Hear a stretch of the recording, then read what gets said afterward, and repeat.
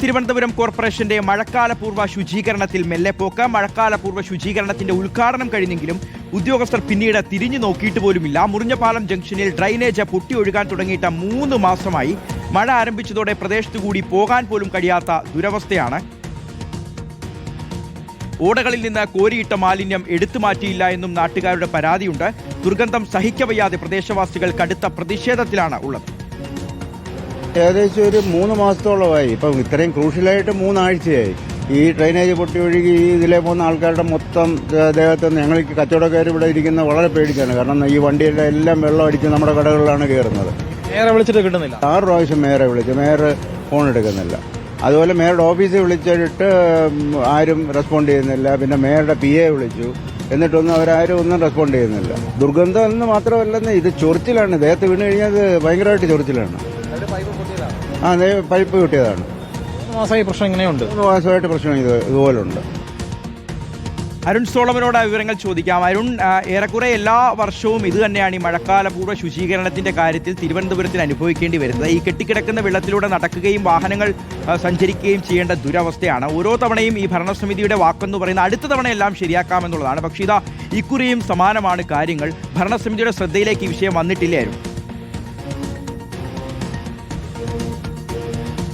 ഷിഖാസ്, ഇത് 1 മാസം മുൻപാണ് മഴക്കാല പൂർവ്വ ശുചീകരണത്തിന്റെ ഉദ്ഘാടനം കോർപ്പറേഷന്റെ തലത്തിൽ നടന്നത്. പക്ഷേ 1 മാസം പിന്നിട്ടിട്ടും എങ്ങും എത്തിയില്ല എന്നുള്ളതാണ് നമുക്ക് ഈ കാഴ്ചകൾ കാണുമ്പോൾ മനസ്സിലാക്കാൻ സാധിക്കുന്നത്. നമ്മളിപ്പോ ഈ കണ്ട കാഴ്ച നമ്മുടെ മെഡിക്കൽ കോളേജിന് സമീപമുള്ള മുറിഞ്ഞപാലം ജംഗ്ഷനുള്ള ദൃശ്യങ്ങളാണ്. ഇവിടെ ഈ ഡ്രെയിനേജ് പൊട്ടി ഒഴുകാൻ തുടങ്ങിയിട്ട് 3 മാസമായി എന്നുള്ളതാണ്.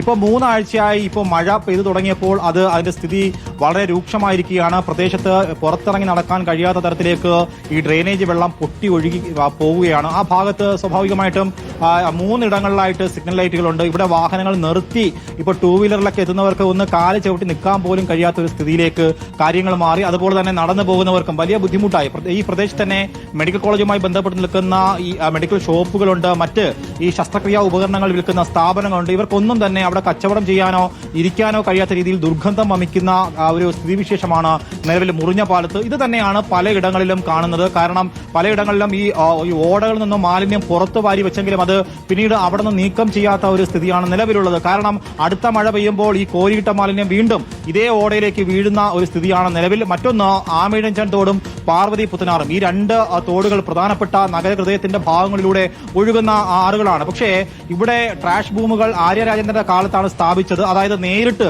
മാലിന്യം ഈ തോടിലേക്ക് എത്താതെ തടയാനുള്ള ട്രാഷ് ബൂമുകൾ. അത് കൃത്യസമയത്ത് കൃത്യമായിട്ടുള്ള ഇടവേളകളിൽ അത് പരിപാലിക്കേണ്ടതുണ്ട്. പക്ഷേ അത് കൃത്യമായിട്ട് ശുചീകരണം നടപ്പിലാക്കാതെ വന്നതോടുകൂടി ഈ ട്രാഷ് ബൂമുകളിൽ മാലിന്യം നിറഞ്ഞ് ഇപ്പോൾ ആമയിഴഞ്ചൻ തോടിലും പാർവതി പുത്തനാറിലെയും ഒഴുക്ക് തടസ്സപ്പെട്ടിരിക്കുകയാണ്. അങ്ങനെ ഒഴുക്ക് തടസ്സപ്പെടുമ്പോൾ സ്വാഭാവികമായിട്ടും കുന്നുകുഴി അടക്കമുള്ള ഈ പ്രദേശങ്ങളിൽ, പ്രത്യേകിച്ചും ഇങ്ങനെയുള്ള താഴ്ന്ന പ്രദേശങ്ങളിൽ മഴക്കാലമാകുമ്പോൾ നന്നായിട്ട് വെള്ളക്കെട്ട് രൂപപ്പെടാനുള്ള ഒരു സാധ്യതയുണ്ട്. പ്രത്യേകിച്ചും ഇനി കാലവർഷം എത്താൻ ഇനി ദിവസങ്ങൾ മാത്രമാണുള്ളത്. കാലാവസ്ഥാ ഗവേഷണ കേന്ദ്രം ഇപ്പോൾ മുന്നറിയിപ്പ് നൽകിയിരിക്കുന്നത് 26-നോ അല്ലെങ്കിൽ 4 ദിവസം പിന്നിട്ടോ കാലവർഷം കേരളത്തിലെത്തും. അങ്ങനെ വരുമ്പോൾ അതിനോടനുബന്ധിച്ചുള്ള മഴക്കാല പൂർവ്വ ശുചീകരണം കോർപ്പറേഷന്റെ ഭാഗത്തു നിന്ന് നേരത്തെ ഉണ്ടാകേണ്ടതായിരുന്നു. പക്ഷേ അത് കൃത്യസമയത്ത് ഉണ്ടായിട്ടില്ല എന്നുള്ളതാണ് നിലവിൽ നഗരവാസികളെ അലട്ടുന്ന ഏറ്റവും പ്രധാനപ്പെട്ട. എന്താണെങ്കിലും നാട്ടുകാർ പറഞ്ഞ് നമ്മൾ കേട്ടു.